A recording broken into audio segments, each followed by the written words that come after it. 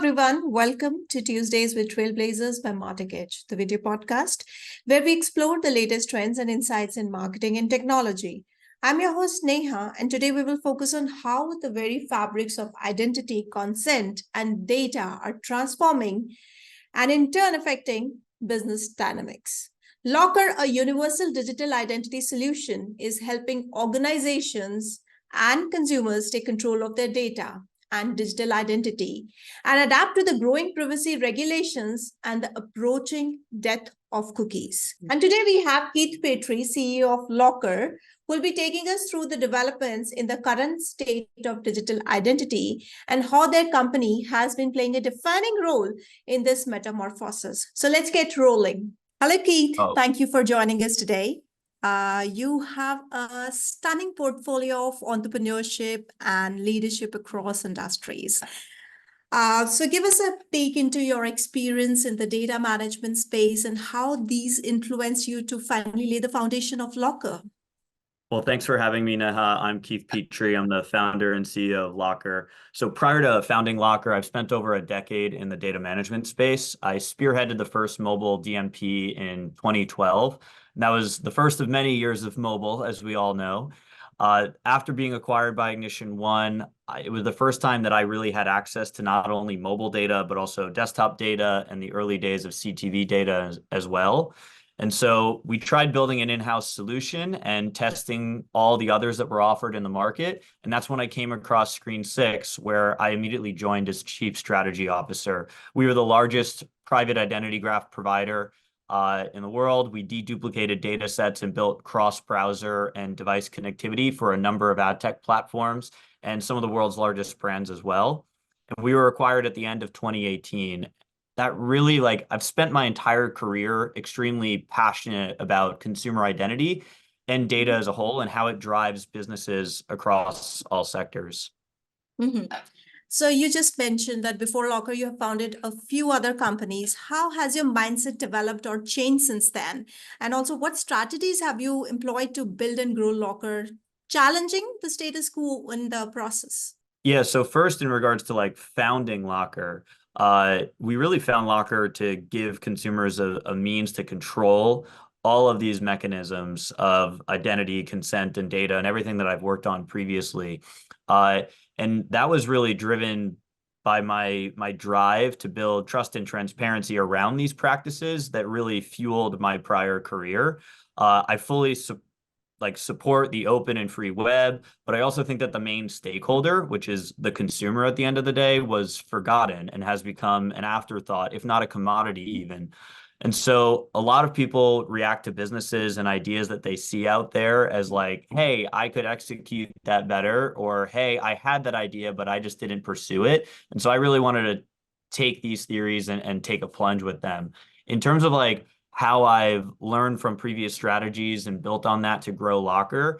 Lockr's entire vision is to challenge the status quo, but to do so within the confines of the current infrastructure. So to riff off of the question, I stated that a lot of people think that they can execute against a vision better.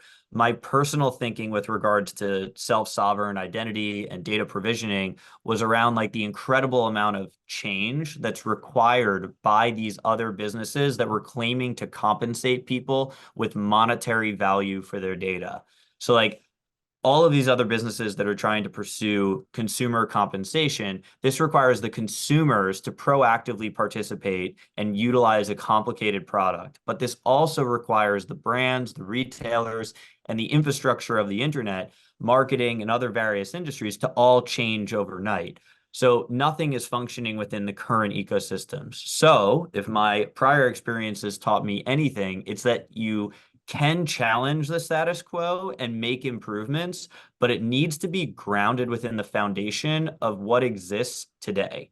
And I think of that much like my home. So if I'm renovating my mudroom, it already has a baseline layer. I don't need to change the tile. I already have plumbing in place. I just need to change a few fixtures, etc. That's much more suitable and attainable and something that I'm willing to tackle than doing a gut renovation or a full addition. let alone I don't need to deal with the permitting process, which you could take that as a metaphor for all the regulation that there is now and coming to fruition across various geographies in terms of privacy regulation.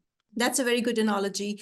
Uh, let's move on to Lockr. How does the platform partner with publishers and brands to maintain the economics of the internet with a privacy safety, consumer-driven solution?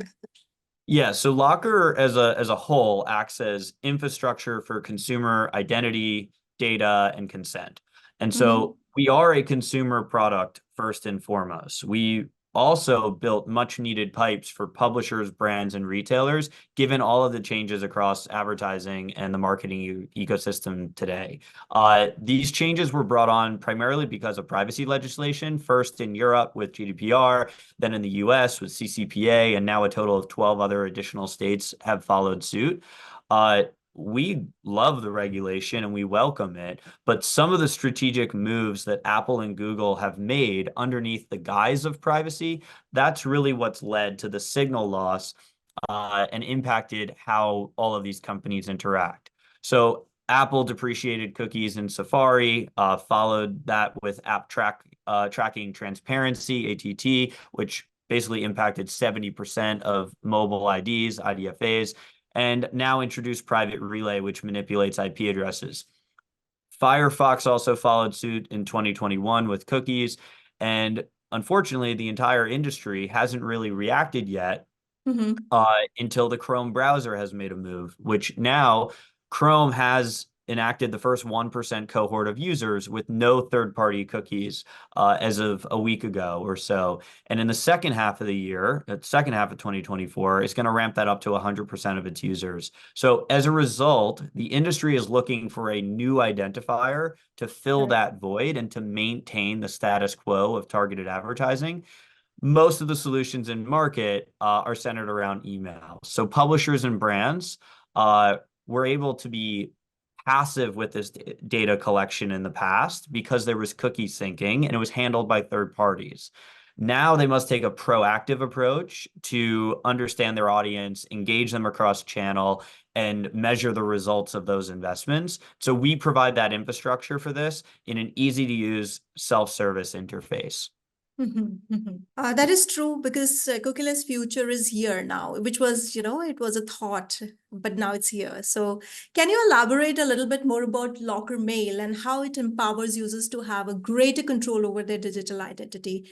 Also, how does it help incorporate consumer choice and consent in the internet model? Yeah, so Lockr Mail is a publicly facing email address for users to filter out all of the noise while still being able to benefit from discounts, organize their shipping notifications, and relevant news. So really just think about us as a smart filter for all of your shopping needs. And we minimize the emails that you see, and we act as sort of like a smart layer on top of the data that's hidden within your inbox. So what we really want to do is remove all of those emails from your inbox. They never need to get there or interrupt you.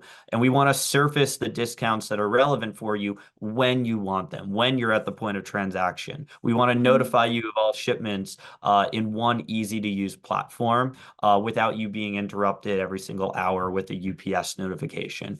And we think that we can do this really, really seamlessly and with very minimal consumer behavior change from what you do today. Okay, so you just mentioned that, you remove that surface level of emails from your inbox. Can you give me a little bit sneak peek into how does that happen? Because I could not visualize it.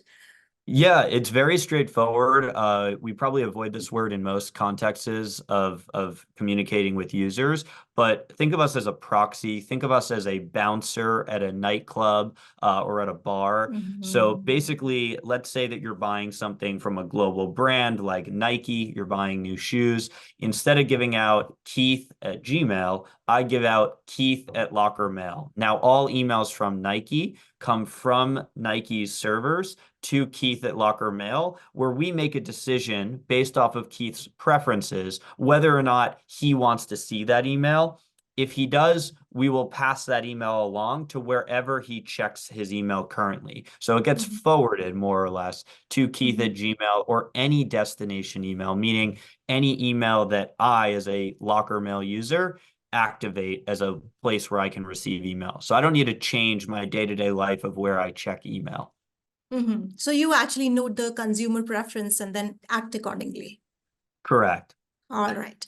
Okay, if we now talk about the perks of using Lockr for marketing, how is Lockr enabling marketers to drive their targeting capabilities in the post-cookie area?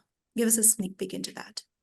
Yeah, so data ownership used to be retained by the organization that was monitoring the activities. So the value exchange of the internet, be that whether you're visiting a publisher website with content or even accessing an online convenience store like Amazon, the data used to reside with the entity that was tracking the visitors. However, that tide has shifted and individuals now have true like purview over the provisioning of access to one's data.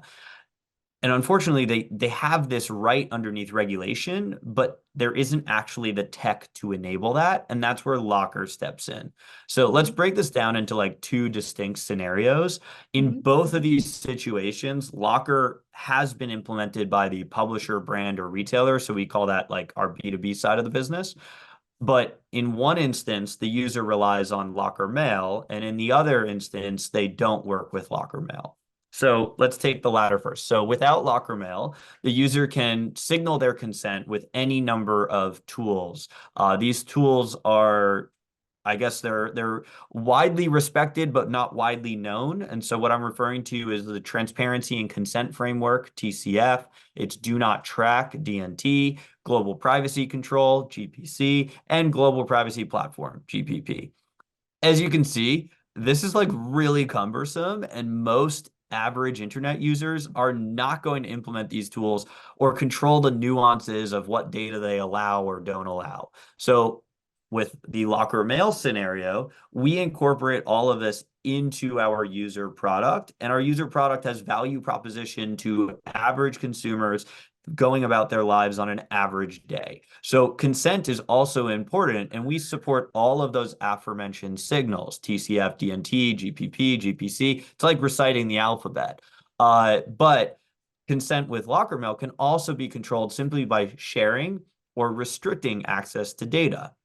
So with login with Lockr Mail, our users can flag consent, which not only sends a signal, which our partners respect, but also limits what data is even leaving our system and going to their system. And if data isn't shared in the first place, well, there's not much to be tracking or opting in or opting out of anyway. So let's bring this back to like some of the nuances of the question here, which is like, how do we help with measurement? How do we help with marketing? How do we help with targeting?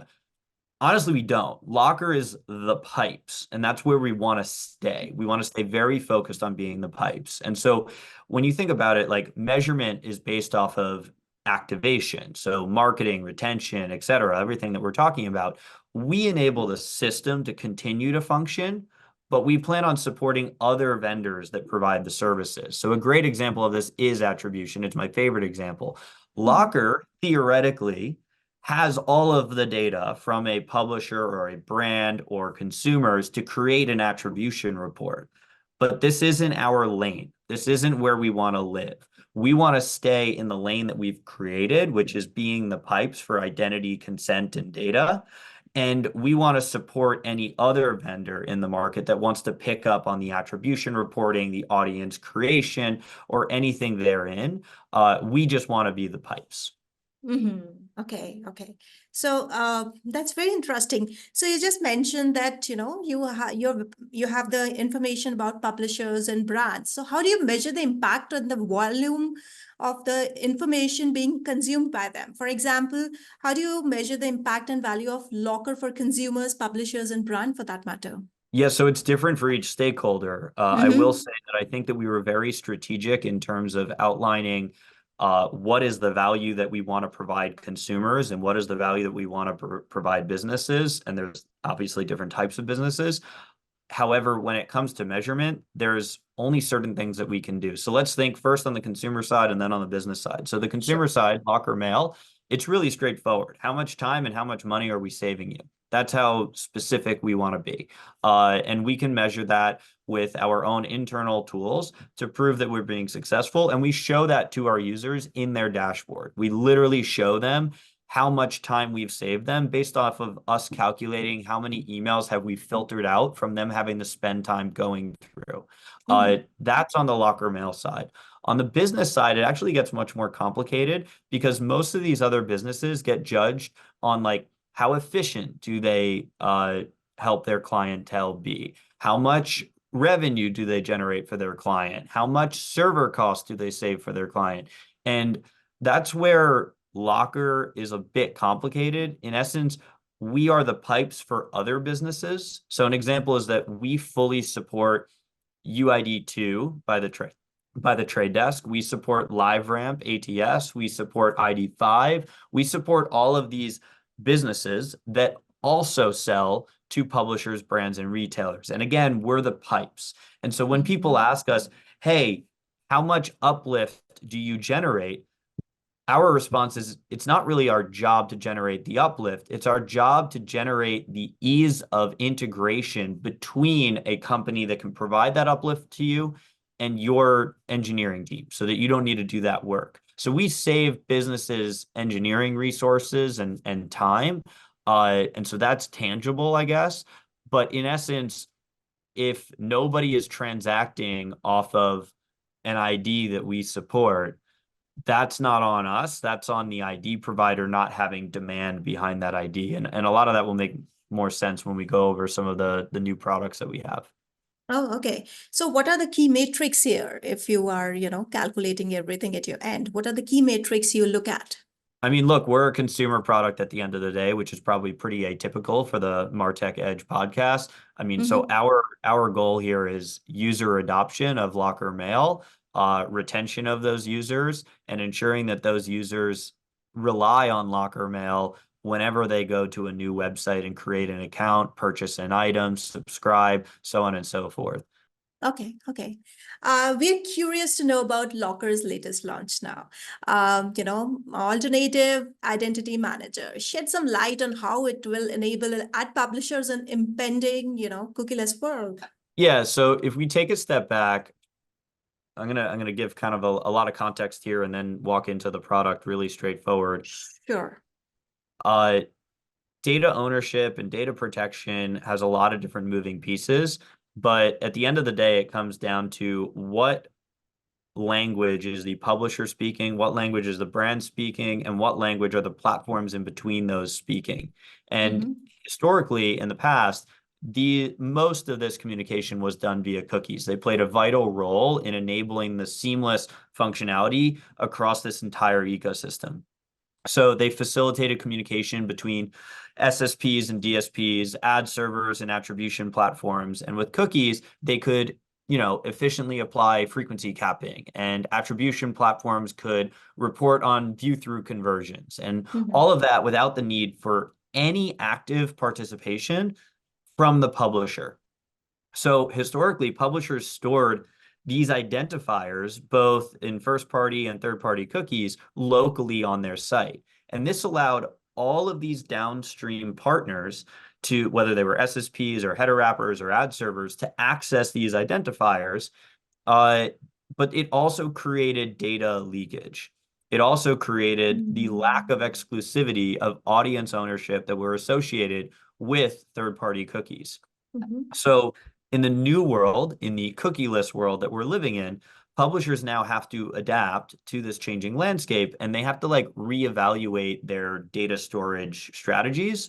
And they have to proactively partake in this conversation with SSPs, DSPs, attribution platforms, ad servers, to make their tools continue to function so that the publisher's inventory is still proven and measurable to be valuable.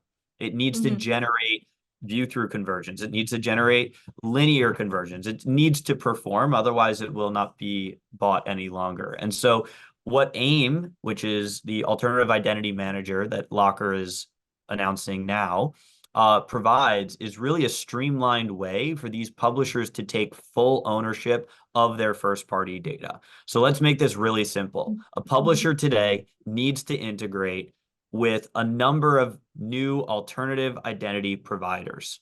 These alternative identity providers mostly rely on authenticated users, so user registrations, and they are the likes of the Trade Desk UID2, LiveRamp ATS, ID5, and then you get into the world of clean rooms like Infosum, Optimal, Habu, which was acquired by LiveRamp, Snowflake, so on and so forth, and also CDPs like BlueConic and Telium and others. And a publisher sitting here and they're looking at that to-do list as you're doing, you're shaking your head, you're like, oh my God, there's so many of them, and we barely even scratched the surface. And the publisher's sitting there going, I don't know who to integrate with. How do I prioritize these integrations? How do I test? Because it's going to take me 6 weeks or 8 weeks to integrate and push to production one of these companies. And then I don't even know if I want to sustain that relationship thereafter. I'm just testing to see if it works. And we only have 11 months now. We have 11 months until all cookies are gone. We've already lost cookies on 35% of the internet previously. Cookies have historically performed worse on mobile, and so they've never been relied on aggressively within browser on mobile. And obviously, they don't exist within in-app environments, and I haven't even touched CTV. So these new alternative identity providers have to be adopted, and the publisher unfortunately is sitting in a position where they don't know which one to make a move with and which one to commit to. AIM solves this. AIM is a simple, unified container for all alternative identifiers. You integrate AIM on your site, and as a result of that, any authentication event that occurs on your site, which could be a click-through from a newsletter, so we can track UTM parameters. It could be a newsletter sign up. It could be an account creation, whether that is with a raw email address or with a single sign-on by Google, Facebook, LinkedIn, you name it, it's supported. And all of those registration events are sent to a completely siloed instance of that publisher's Lockr account. Now, all calls to these other alternative identity providers happen within the Lockr server. So they're server to server, and they don't create any load or latency on the publisher's site, which is vitally important. Now, once those IDs are called, and all of this is done within milliseconds, those IDs are within the Lockr server, and the publisher, when they set up their account, can choose, oh, UID2, I want that locally, either in first-party storage or in local storage on the page, because that UID2, I want that passed through my programmatic bid stream. However, maybe a different alternative identifier, maybe I only want that pushed to my clean room, and I don't want that stored on my page because I don't want my audience leaked to the industry. Okay, we can facilitate that, and we won't drop it off on the page, which is something that nobody else offers as a functionality. So with all of these nuances, with saving publishers very, very scarce resources on the engineering side, minimizing latency on the page, controlling where their data is stored and whether or not it's leaked to the industry, and supporting UTM tags and other authentication events, all within a self-service ecosystem, we think is vitally important. And it's candidly us meeting the industry where it's heading already and what trajectory it's heading already. And that was based off of us listening to the market and understanding what publishers, brands, and retailers need. Oh. So it's right, that would be a right way to say AIM is aimed for the cookieless future. So Yeah, I think we might need to borrow that from you. All right. So let's come to partnerships and collaborations. Partnerships and collaboration make for a crucial role for somebody like you. How do you approach relationship building in industry, and what role have collaboration played in the success of Lockr? Yeah, I mean, at the end of the day, I think most industries are pretty social. We're social beings, but everything specifically in regards to advertising and marketing technology is built on trust and relationships. And something that I've reflected on a lot recently is that after building what we have so far at Lockr and looking at what we still have left to build moving forward, I don't know, and I certainly don't understand how any entrepreneurs are successful so early on in their careers. And that's not a negative. It's more impressive in my opinion because Lockr would not be where it is today without the support of my peers that I've built tremendous relationships with over the past decade in this industry. Like our cap table, meaning our investors, our advisors, it's made up primarily of executives from across the space who I've done deals with time and time again across any number of companies. And by doing those deals, that's how trust has been built. And trust is really required when you're trying to challenge the status quo and you're trying to push an industry and the tech behind that industry a bit outside of their comfort zone. So I don't know if that was the typical answer when it comes down to partnerships and collaborations, but candidly, I reflect on it from a personal level more so than a business level. I understand. And you've just completed 3 years in the market, if I'm right. So, how do you plan to navigate the evolving digital identity space and expand Lockr's capabilities as per the evolving trends? I mean, that's something you need to look forward to, right? AIM is, of course, one of those. What else are you planning to do? Yeah, I mean, well, you just perfectly surmise what I will say as my answer, but AIM was not a product that we planned on pursuing on day one at Lockr. AIM is as a result of customer feedback and meeting the market where it's heading. And startups and large enterprises fail if they don't listen to market feedback. We wouldn't be here today without ebbing and flowing with the dynamic shifts of the market. So, on one hand, do we have strategies that we are working towards in the next quarter, in the next year, in the next 18 months? Yes, we have hard strategies that we have outlined based off of current market dynamics. However, if I were to reflect on what the next 3 years at Lockr will be, I would be remiss if I were to say in 3 years, we will be exactly at this point in time, providing this exact product to a market that looks exactly like this. So I think that the most important thing here is to evolve based off of real-time inputs and to be malleable. And if you don't do that, I think that you won't be in a successful position in the future. 100%. I agree to that. Flow with the flow, Yes. Yeah. So one last question before we wrap up this thing. And, I have a question about what do you do in your leisure time? What interests you?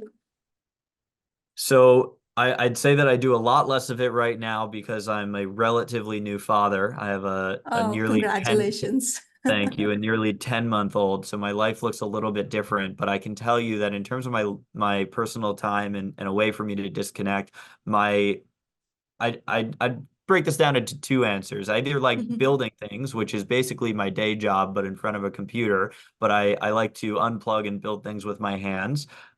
So right now I am actually redoing my mudroom to bring this full circle to the beginning of our conversation. So building a new bench and storage area. So anything that makes my mind think about physical structures and how they connect and exist in a space. Or I very much enjoy trail running. And a lot of people hear me and they're like, why do you need to be so specific? And my reason for that is that when I go on a normal run on the road, my brain is still working and I'm still writing down notes for Lockr and my day-to-day responsibilities. However, with trail running, you need to be fully present and fully there and fully focused on where you are, where you're stepping, what your surroundings are, and ensuring that you can get back to your car or your meeting point. And so trail running is definitely my main means of disconnecting and relaxing and resetting. Oh, lovely. So that was Keith Petri for you guys. Keith, I had a great time speaking with you today and hosting you on Tuesdays with Trailblazers. And thank you so much for taking the time to share your phenomenal journey and eye-opening insights with us today. And good luck for AIM. Thank you very much. Appreciate you having me and looking forward to watching all the other Tuesdays with Trailblazers. Thank you so much. Thank you. And thank you all for joining us today. If you enjoyed this episode, please subscribe and leave us a review. And to check out Lockr to take total control of your digital identity and data. Until next time, stay tuned with Martech for more insights into all things marketing and technology. Till we meet again, signing off, your host, Neha.